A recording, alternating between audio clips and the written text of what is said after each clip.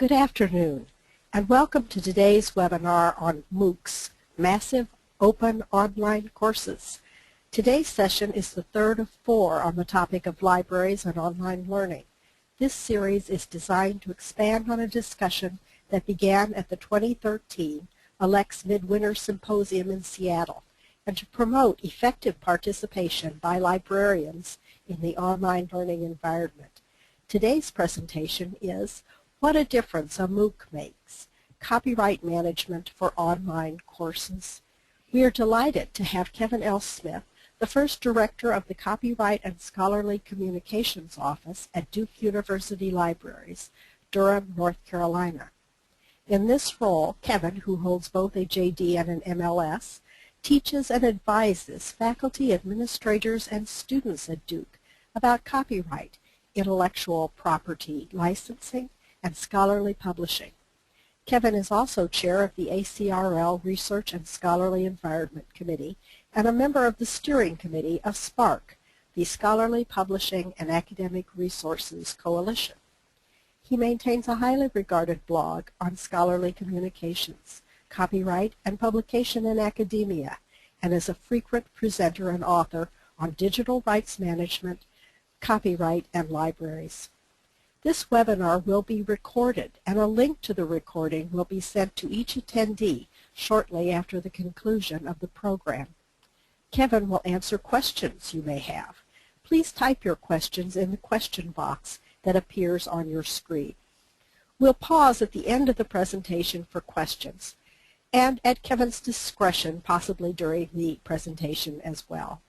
If there are more questions than there is time, Kevin has graciously agreed to answer any questions that couldn't be answered during the session. This will be sent to you by email. And now, as I turn the podium over to Kevin, there may be a short delay.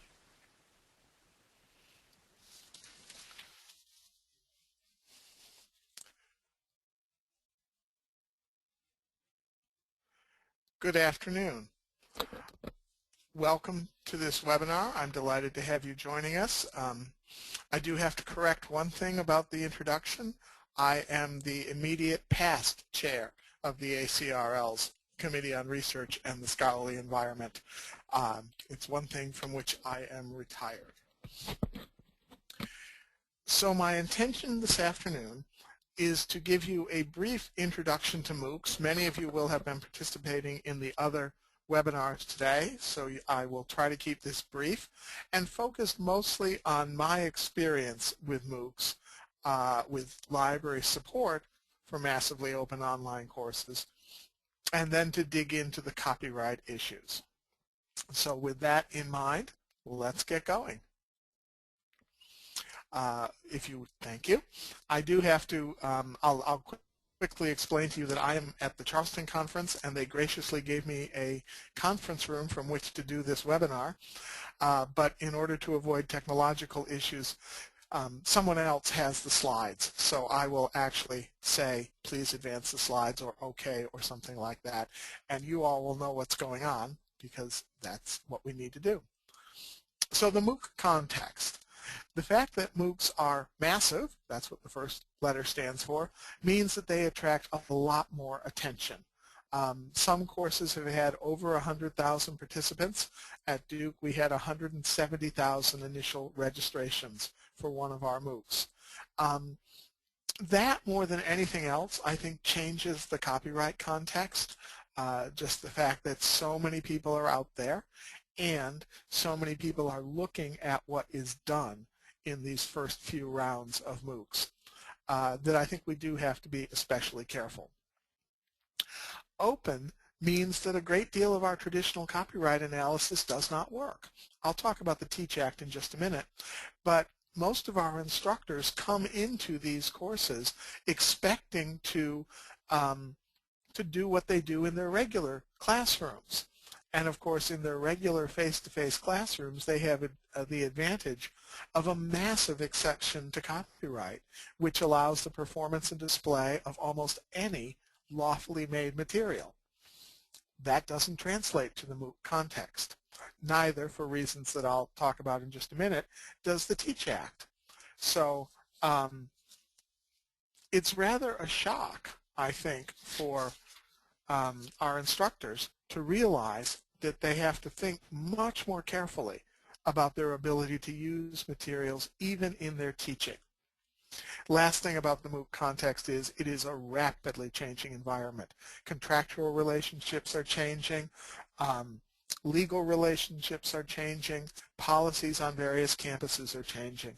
So there are no final answers here. I hope to give you some suggestions about directions to move, but not anything that is definitive because we just don't know yet. So if you would move the slides, please, we'll talk about who MOOCs. Who are the participants in a MOOC? This is based on Duke's experience. About 2/3 of our participants come from outside of the United States. And there is the breakdown of the continents from which our participants come. One thing that Coursera has noticed is a relatively low enrollment from China, much lower than we would have expected given the population. So Coursera has recently taken steps to increase enrollment by having the videos mirrored on sites in China, on an internet service provider site and server in China, so that access will be more certain. And when I talk about a rapidly changing environment, that's one of the things that's happening is we're trying to figure out how we make these courses accessible to people all over the world. The fact that so many of our participants come from outside the United States, the fact that over 80% of them have college degrees already, and the very wide range of ages suggests to me something about the debates that we've heard about MOOCs. A lot of what we've seen in the higher education press has focused on the impact of MOOCs on higher education in the U.S. Are we ill-serving our students with MOOCs? Will MOOCs replace faculty? I think in a lot of ways those questions miss the point, and they miss the point because a lot of the participants are people who we would never see on our campuses because they're from a long ways away or because they already have a college education and are taking the MOOC for some kind of enrichment. And one of the points I want to make about that is that it should inspire some humility in us as we think about the relative success or failure and the importance of MOOCs. For example, we can look at most MOOCs and say the completion rate is very low. And to me, that also misses the point because in many cases, people are getting out of the MOOC what they set out to get. And completion by our standards, taking all the quizzes, participating in the discussion forums, may not be what the participants set out to get from the course. The wide range of ages reminds me of one story we heard from participants. A whole family took one of our MOOCs together. Father, mother, and several children all participated. They were doing it to have a family learning experience. And they probably all counted as dropouts in the sense that they did not complete the course, but they did get out of it what they wanted. And we know that because they got in touch with us and told us that they had. And that's what I mean about having some humility in the face of deciding what is and is not a successful MOOC. So if you'd advance the slide, please. So why should libraries care? MOOCs have the potential to be massively disruptive. Disruptive of our teaching models and therefore disruptive of our library models. They are changing very fast, and that change is being driven externally. It's change over which we have even less control than we have over most change. MOOCs are really a vast experiment in the social construction of learning. The discussion forums, we're told over and over again by participants, are the places where the real learning happens. I told you that the vast majority of MOOC participants already have college degrees. Many of them are very expert in the areas in which they're taking a MOOC, which is really an interesting phenomenon. But it means that there's a great potential for peer-to-peer learning in the discussion forums. And then we're also seeing flipped classrooms. And for those of you who don't know what that means, that generally means that a class full of students in a traditional educational setting will be asked to participate in a MOOC to get the basic course content from the lecture videos that are part of all MOOCs, and then in the classroom space, in the physical classroom meetings, spend much more of their time in discussion, in projects, in case studies.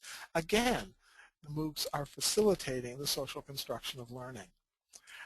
All of this is happening in a context in which there are serious questions about how MOOCs fit in to a context where the cost of higher education is rising dramatically, whether or not MOOCs can actually reproduce the kind of quality that we give to our students in face-to-face learning situations.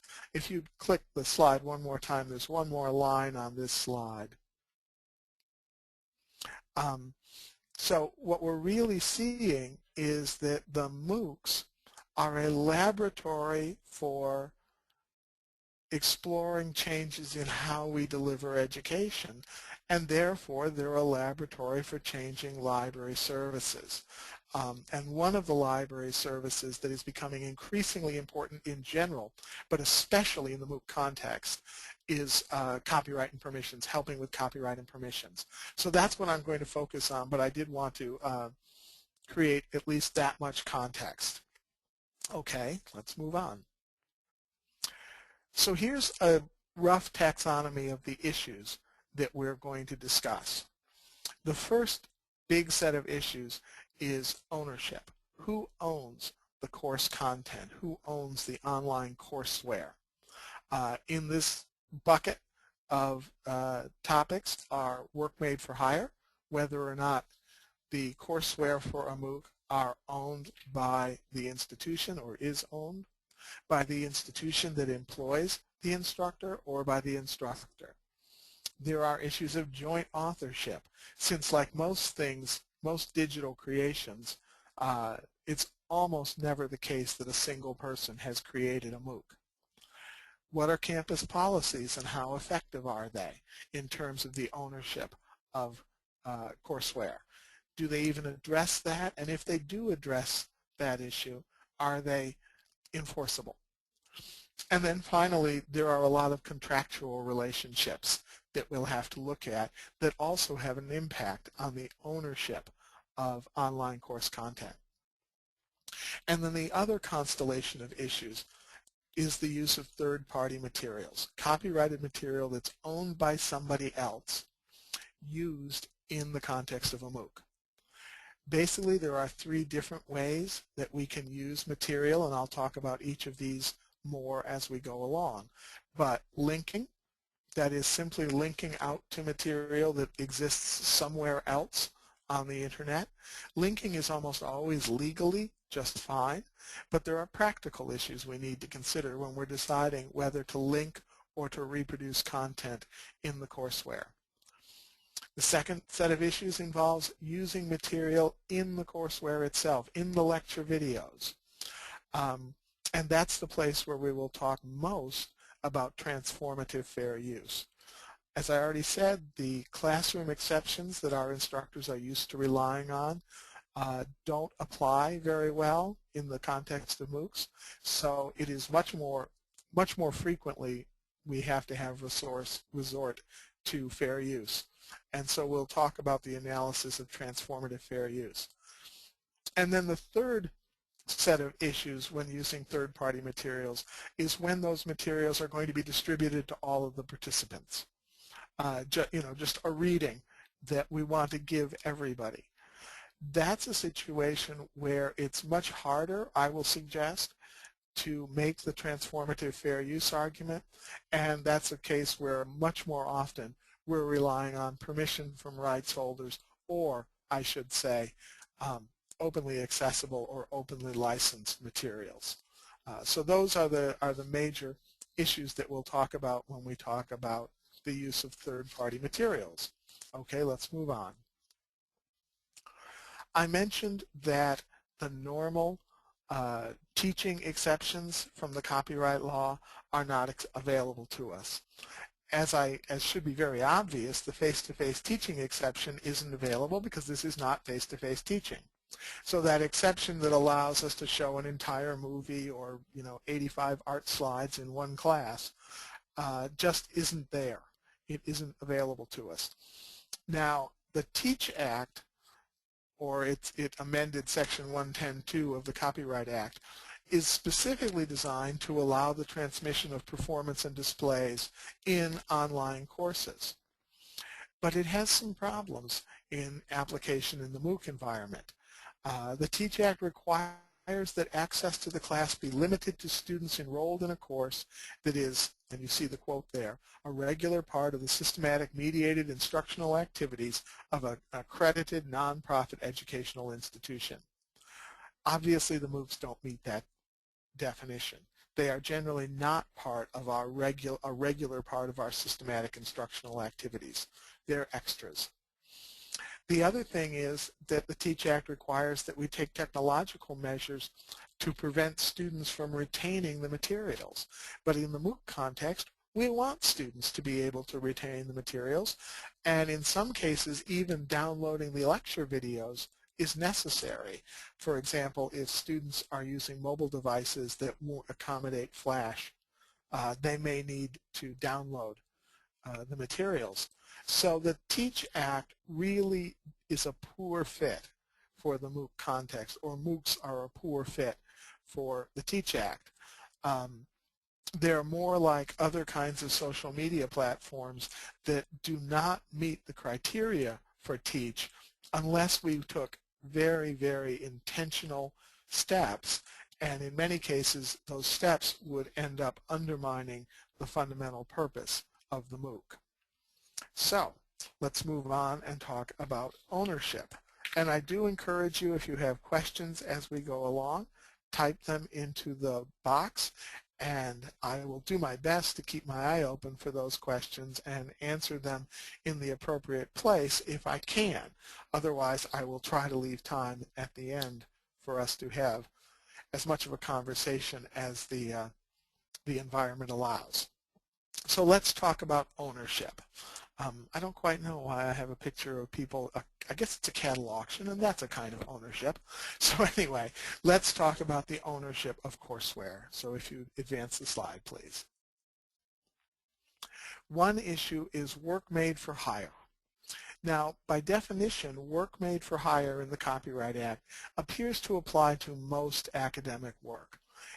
The definition simply says that something is a work made for hire if it's made by a regular employee in the course of his or her employment.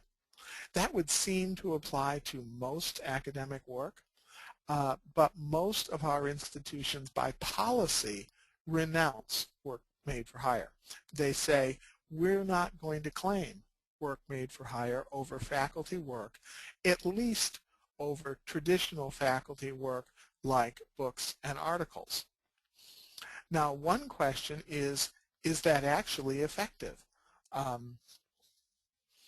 There was a long tradition of our courts recognizing something called a teacher exception to work made for hire. And the court said, you know, the traditional works that a faculty member writes, the journal articles and books, are just not like other kinds of employee creations. And so we're not going to treat them as work for hire. However, there has not been a case that has asserted that so-called teacher exception since the 1976 Copyright Act was adopted.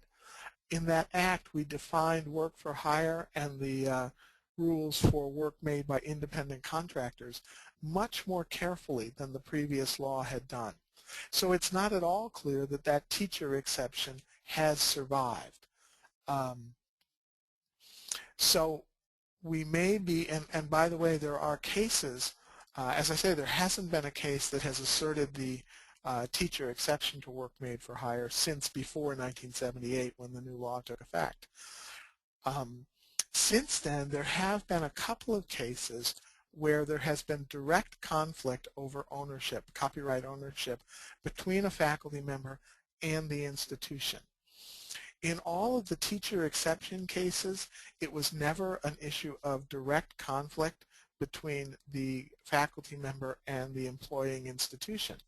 It was always the case that some third party had allegedly infringed the copyright. The faculty member brought a lawsuit, and the third party, the alleged infringer, defended by saying, you don't own the copyright, your institution does. In all of those cases, the court said, no, we're not going to let you get away with that. We're going to assert this teacher exception and say that the faculty member owns the right and is entitled to bring this lawsuit. But in the cases where the conflict has been directly between the faculty member and the institution, and thankfully there are very few of these cases, but they have usually not relied on a teacher exception, and in fact the institutions have won. So that's just something to keep in mind. It's a little bit troubling, I think, to a lot of faculty, but most institutions do renounce work made for hire, at least in regard to those traditional scholarly works. We'll come back to that. The other thing I want to point out is that MOOCs, as I think I said this, like almost all digital projects, are almost always created by joint authors. That is, there are multiple people who are putting together the material that goes into a MOOC.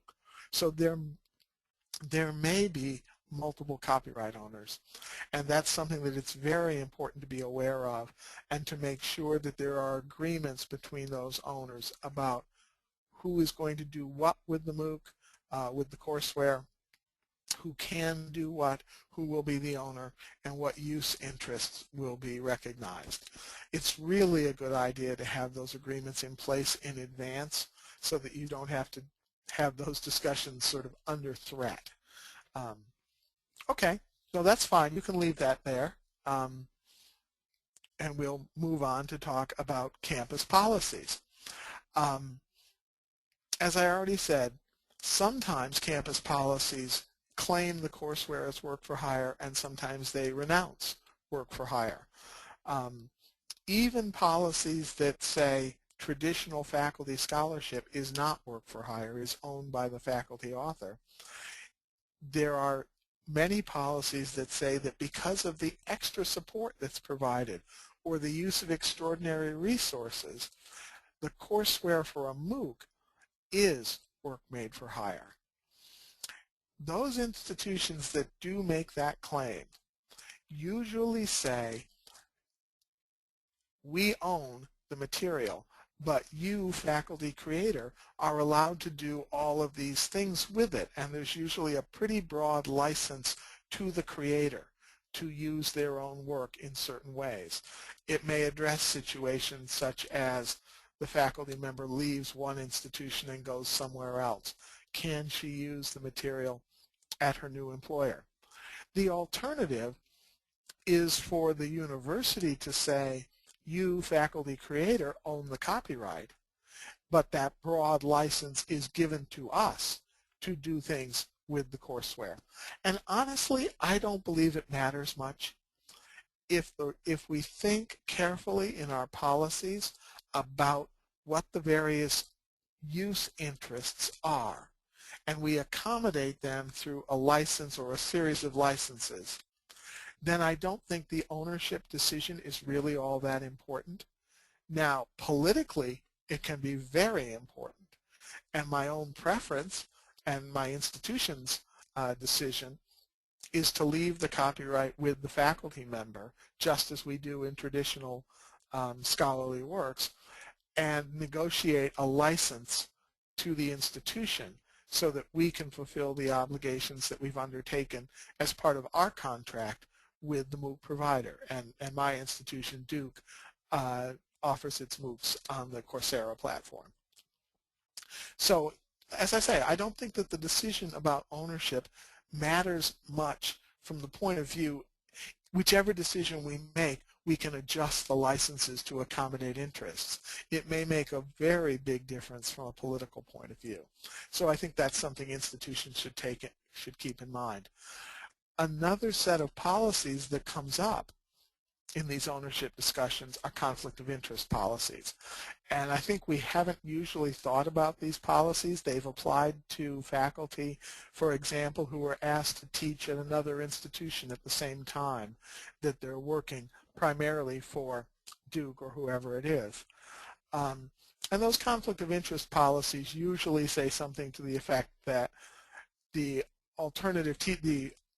additional teaching assignment can't have a detrimental effect on the performance of their primary obligation to their employer campus, or can't be directly competitive with a course offered by the campus. And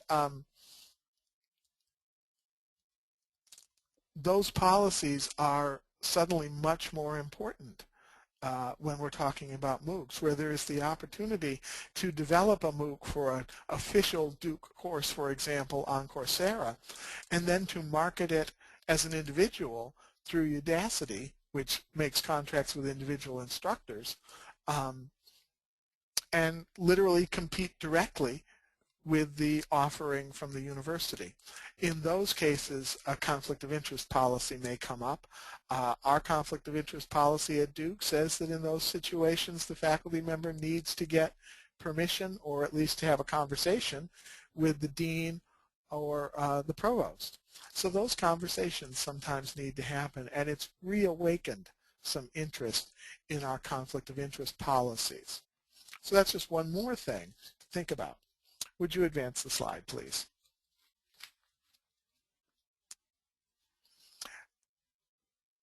The whole issue of contractual relationships is very difficult here. There are at least these three potential issues or relationships. That is, the university will have a contract with the MOOC platform, at least usually. As I said, in the case of Udacity, the university is pretty much not a part of those relationships. But for Coursera, for edX, there will be a contract between the university and the MOOC platform. And then the university will also have a contractual relationship, at least in the form of its policies, and possibly a specific contract related to course development with the instructor and or course creators. And then sometimes we will also see that even though the MOOC platform has a contract with the university, they will also want to have a contractual relationship with each individual instructor. And you can see that that creates a potentially difficult and conflicted triangle of relationships.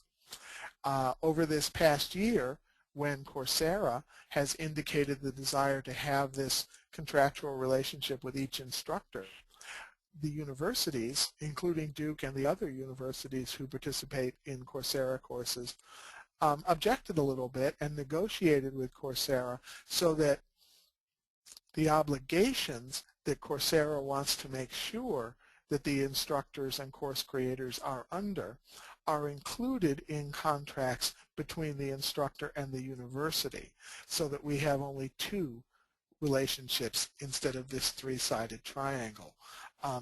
But that's something we've had to negotiate.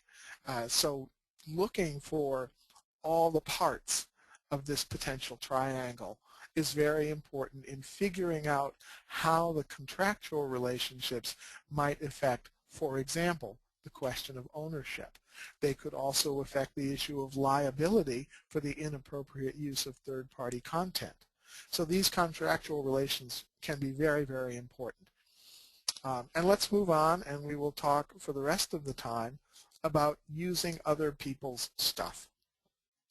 The way this artist has used the Mona Lisa, how curious. I wonder why I picked that picture. Anyway, that's going to be the topic now. And there are, again, different ways in which third-party content may be used, and so we'll walk through them in more detail than I did at the beginning. So let's talk about linking. Most of the time, linking out to third-party content that is somewhere on the internet will not present a legal issue. Personally, I am unaware of any court case that has imposed contributory or secondary liability on somebody who links to material that's on the internet. The one case that I'm aware of where that happened actually wasn't a copyright case. It involved unfair trade practices where one business deep linked into another business's website to extract data that the other business had collected, while still avoiding the advertising that they had sold that supported their website. And that, a court said, was unfair trade practice, but it refused to find liability for contributory infringement. It is possible that a court could find liability for contributory infringement if the material that is linked to is clearly infringing. I think it would be very, very rare, and we generally tell our instructors that they can pretty much link to anything they want. I think, though, good faith is important. It's really good to be seen to be trying to do the right thing. In fact, it's good to actually do the right thing if we can. And so that means that generally it's very hard for us to know whether or not material is on the web with the authorization of the rights holder, especially as more and more rights holders are making more and more of their content available on the web. But in those cases where we really can be pretty sure that something is infringing, I would discourage an instructor from even linking to it. But again, that's going to be very rare, and we would have to be quite sure. You know, if it was, what's today, Wednesday? If it was last night's episode of NCIS and it's on a platform other than CBS, then I would think you might want to be cautious about linking to it. But I want to tell you, I'm going to tell you the first half of a story involving a Monty Python video. And an instructor in one of our classes wanted to use the entire 9-minute video called The Argument Clinic from Monty Python in a class, not surprisingly, on reason and argumentation. And in that case, we were very confident that linking, at least, would be no problem. And the reason is because most of those Monty Python clips are on a separate Monty Python YouTube channel. We knew that Monty Python had gotten fed up with the poor quality of clips from their shows that were on YouTube, and so they did, I think, a very sensible thing. They had their own channel and they put up their own content. And since they control it, we know it's authorized. So that's a case where we thought linking is an ideal solution here. Now, it was only part of the solution, and I'll tell you the second half of the story in a little bit. If you click once more, there's a little more to this slide. The practical problems with linking, however, are things we need to keep in mind. When we link to content, it may be ephemeral, it may go away, so there are reliability issues. Sometimes we link to material and then discover that our participants in a MOOC can't access it, perhaps because that particular platform is blocked in the country where they reside. So we have to be thoughtful about that. And then access for people with disabilities. Linking gives us far less control over accessibility and the kinds of steps that we would normally take to make things available for folks with disabilities. And I do want to point out in that regard, just pause here for a minute, MOOCs are generally not required. So most of the time we are not required to take all the possible steps we could to make our MOOCs more accessible. We're trying to do that. The platform providers are trying to do that. But it's usually not required because the educational experience isn't required. It's entirely voluntary. The one exception to that are those flipped classrooms where students on a particular campus are told to all participate in a MOOC as part of their course. In those cases where participation in the MOOC is a prerequisite for participating in the class, then we absolutely do have the responsibility to see to it that that all of the material for the class is accessible to students with disabilities. We also, in those situations, have to pay attention to privacy requirements, to FERPA. So I just want to mention that in the flipped classroom setting, we're much, much more responsible for privacy and accessibility issues than we are in the, dare I say, traditional MOOC context, where people are not our students, they are not required to be in the class. That can make a big difference for this analysis. So that's what I want to say about linking. Let's move on and talk about using material in courseware. And there are two different situations here. The first one is where the professor says, I want content of this sort. I want some kind of content like this. So would you click again, please? In those situations, the best alternative is to find either public domain or licensed material. Let me give you an example of what I mean. We had a MOOC on evolutionary genetics. And the professor, it appears that at some point in its history, in its evolution, the tomato did something remarkable. I don't really know what it was. My tomatoes never do anything very remarkable. But the professor, in his slide talking about this event, had a picture of a farmer's market full of tomatoes. And we asked him about it, and he said, no, I don't talk about that picture. I just want a picture of tomatoes. In those situations, and he had no idea where the picture had come from, so there was nobody to ask permission. In those situations, our preference is to either use public domain material or find material with an open license, or perhaps it's subject to a blanket license that will allow us to use the image in the MOOC. And those are cases where the images are just being used essentially as illustrative material. About blanket licenses, I'll tell you that we subscribe to the AP Images database, and we looked at its license, and some of you may know it talks about the editorial uses of content that are permitted.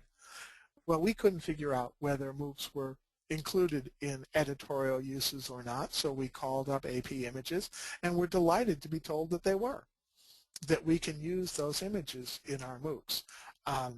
So that's another kind of licensed material that was available to us. Now, most of our licensed databases, that's not going to be the case. But in that particular instance, we were pleasantly surprised and very grateful to the folks at AP Images. The alternative here is when the professor wants that particular content. It's got to be this picture. And then we ask ourselves basically the same questions we would ask for evaluating the use of any copyrighted material. First, is there a copyright, or is it potentially in the public domain? Second, is there a license that allows us to do what we want to do, as there was in the case of that AP Images database? Third, is it fair use, and especially is it transformative, because that's the most important question when we're considering fair use. And then finally, if the answer is it is copyright protected, there is no license, we don't think it's fair use, the next question is, can I get permission? And I'm going to talk about those last two questions for the remainder of my time. So let's move on. Thank you. Transformative fair use.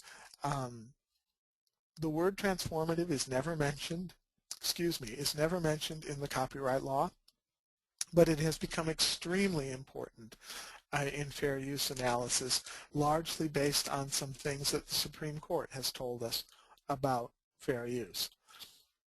A use is transformative when the original material becomes part of something new, new meaning is created, or it is repurposed in a way that does not compete on the market for the original.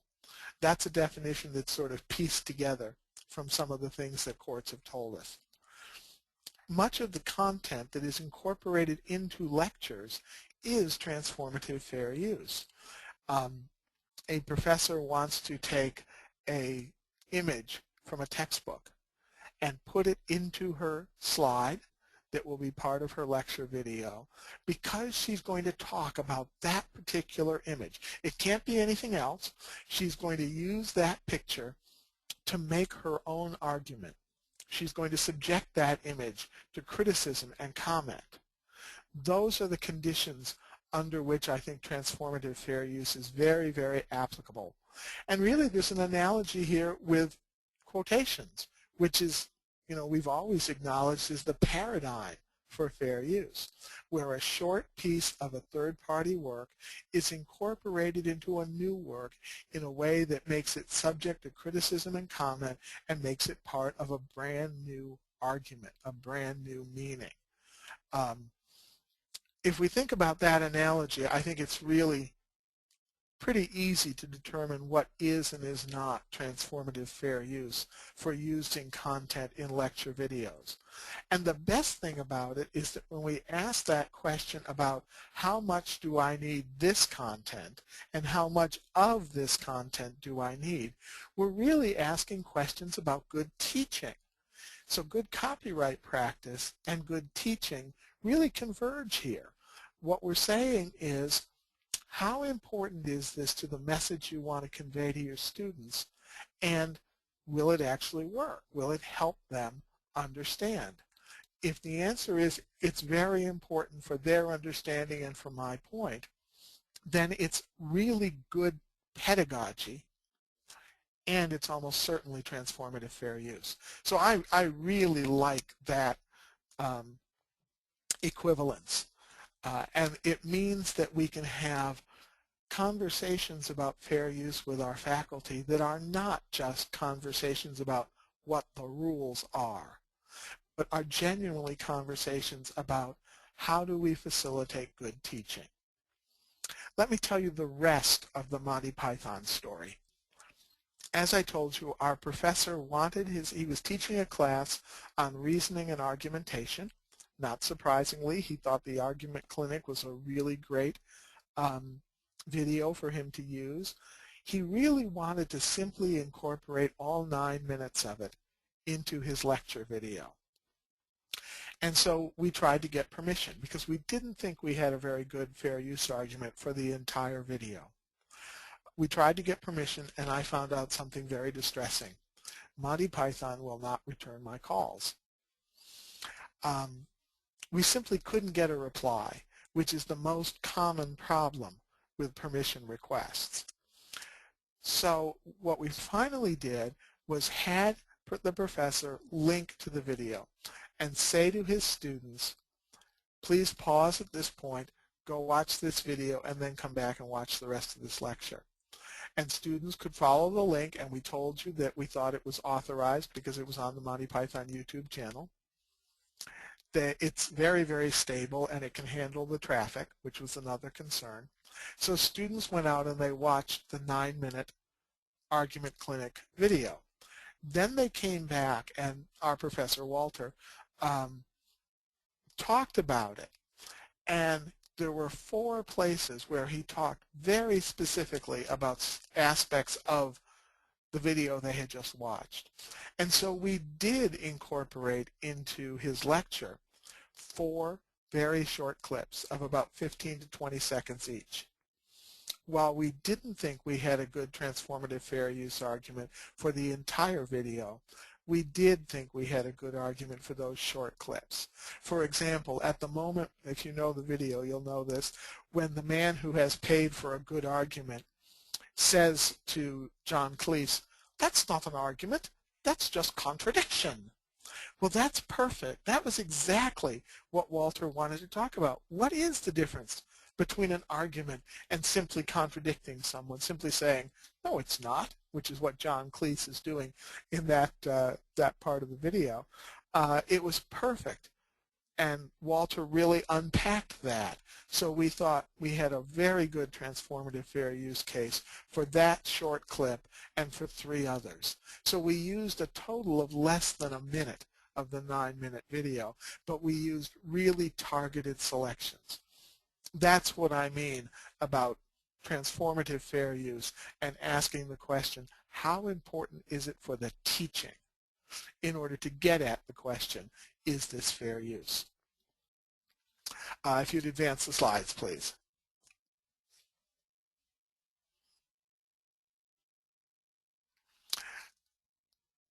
Basically, when I want to talk to people about transformative fair use, I suggest they ask themselves 3 questions. And as I say, they're very simple questions, and they are questions that are related to what is good teaching and what is good research. The first question is, does it help me make my new point? Has it become part of my argument? Will it help my students get my new point? Will they understand better because this material is incorporated? And then, did I use just what was needed? I call this the Goldilocks question. Is it the amount that is just right for my new point? So we have a professor who, in her slides for her face-to-face class, it's in human physiology, uses a lot of illustrations from her textbook. She has been able to get permission, which is great, but we've also looked at this because we're having trouble getting permission a second time. We've also been looking at this as a fair use issue. Sometimes those pictures are just illustrations. They're just there to provide some visual interest, rather like my picture of Goldilocks. I picked a public domain picture, by the way, for this slide, but it's rather like my picture of Goldilocks. It's just there to provide some visual interest. It's not an essential part of my argument. Sometimes the illustrations are an essential part of the argument, and so we're working with the professor to identify which is which. And where it's just visual interest, we can replace those pictures with openly accessible content. And when it's really, really an essential part of her argument, there we have a good fair use argument. I hope I've beaten that point to death, because I think in a lot of ways it's the most important argument I'm going to make. So let's finish up. We'll talk about using third-party material for assignments. So yes, thank you. When we want to distribute the material to everybody in the class for them to have and to hold and to keep forever, we're not changing it, we're not making it part of our argument, we're just distributing it as reading for them to enrich their experience. The number of students, more than anything else, I think makes fair use problematic, and that kind of use is somewhat less clearly transformative. So in those cases, we have not relied on fair use. Instead, we've either looked for open access materials or we've tried to get permission to distribute things to the students. In the MOOC that we're preparing, I'm not sure whether it's launched yet or not, on U.S. foreign policy, we've had a lot of success in finding openly accessible content that we can provide links to for students that covers a lot of the same ground that the professor had initially thought he would need copyright protected published materials for. He's found reports from various NGOs and think tanks. We've found blog posts talking about specific issues. Often blog posts, by the way, from the same authors who wrote the articles. So we've been able to replace a good deal of the readings for that class with openly accessible materials. And that's really easy for us, and it's really easy for the students. In other cases, we've gotten permission. Oh, I was going to mention, I just finished my first MOOC, having worked on MOOCs for about 18 months. It seemed like about time that I actually took one. And in that case, there was a textbook that Coursera, it was a Coursera course, had negotiated with the publisher to provide through a platform called Chegg. And that was helpful, although the platform was rather difficult to use. But I discovered that the openly accessible supplemental material that the course also made available covered the same ground and was much easier to use. So ultimately, I used an awful lot of the openly accessible material. The other option is to get permission. Those negotiations that I've just described that Coursera had with there are 5 or 6 publishers with whom they have this arrangement. The textbook that I was working on was from Cengage, so I know they're one of the partners. But in general, getting permission is the last alternative, and it can be a very helpful thing to do, but it also has some difficulties. So if we could move to the last slide, please.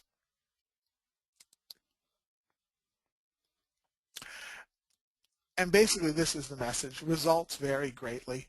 Sometimes we've had good luck, sometimes we haven't. The first task is getting a response. I told you, Monty Python won't return my calls.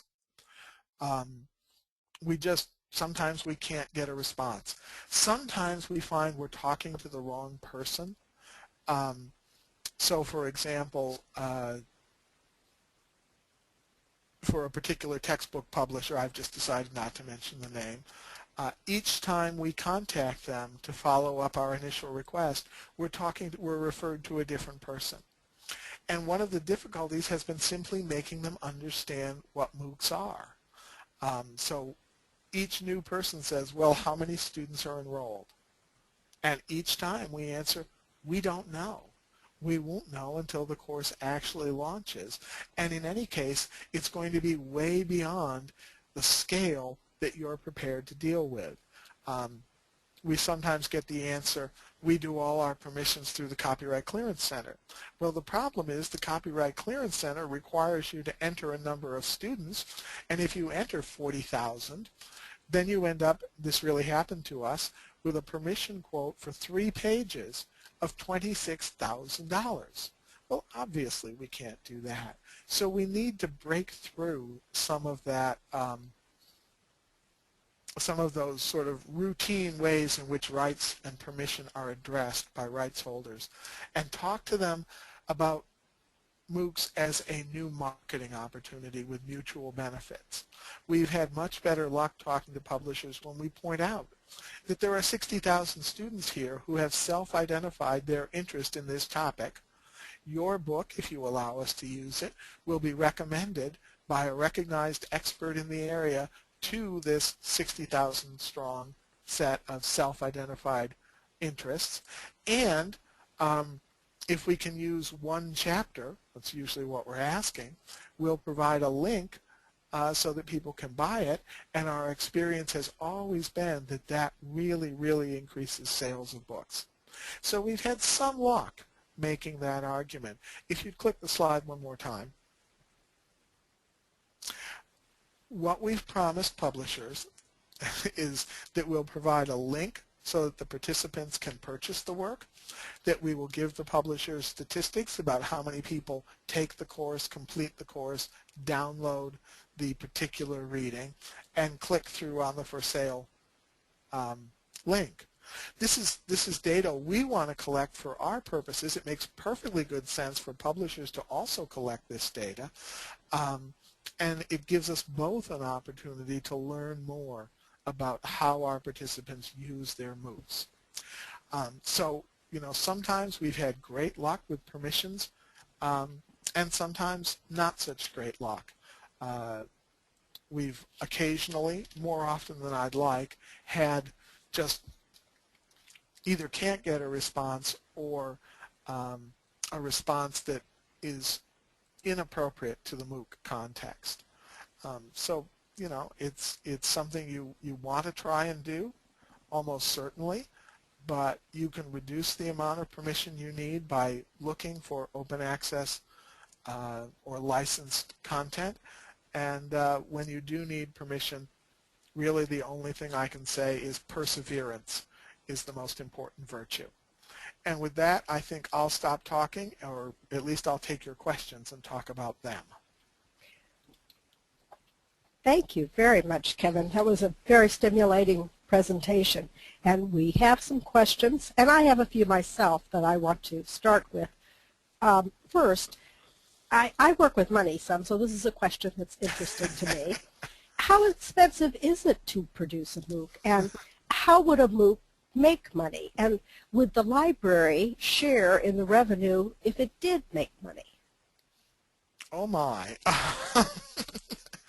Okay, let's set the clock back and have another hour to talk. It is fairly expensive to produce a MOOC the first time. In other words, they have a high first copy cost, as we would say in publishing.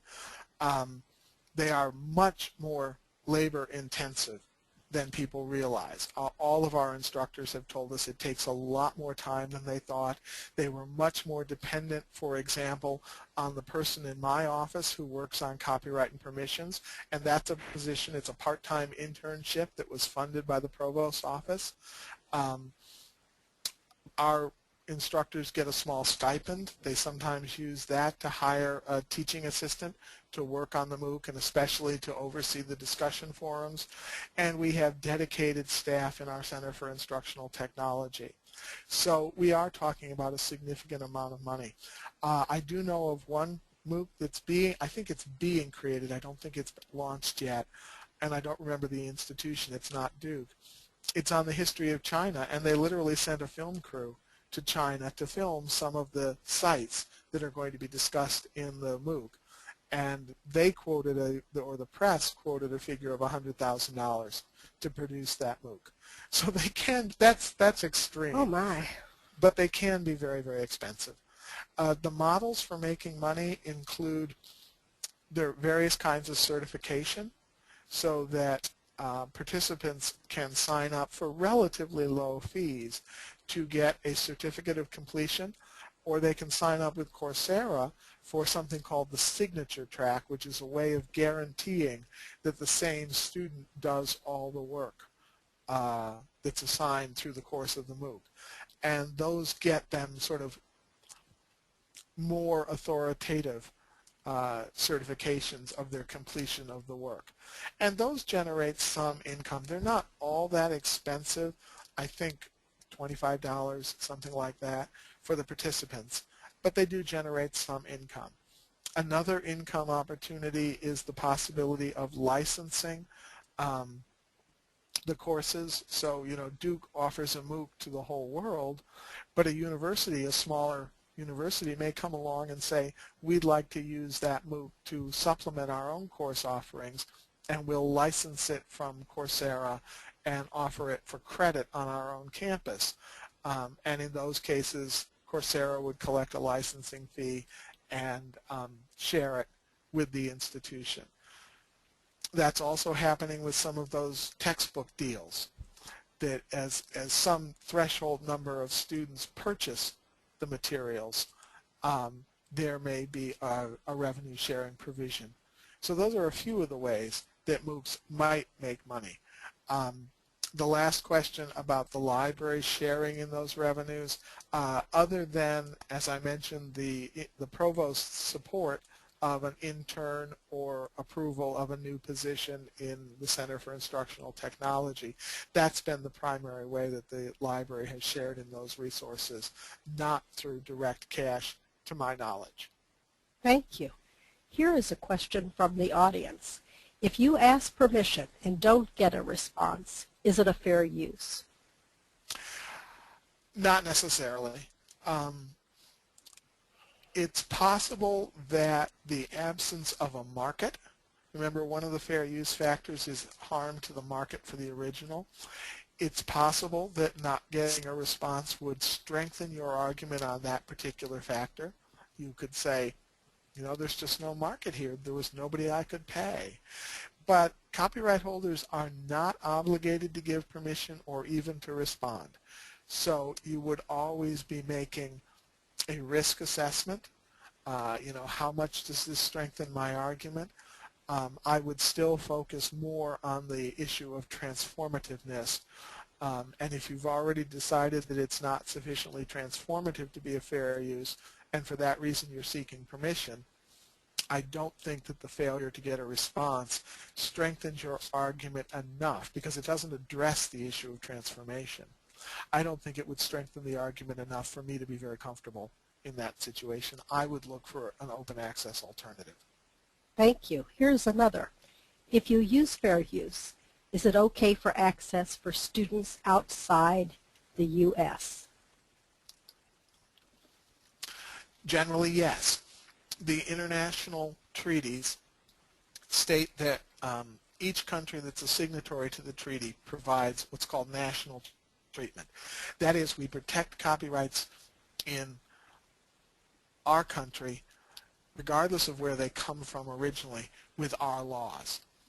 So a Swiss citizen in the United States gets the same protection that a U.S. citizen would get, and a U.S. citizen in Switzerland gets the same protection that a Swiss citizen would get.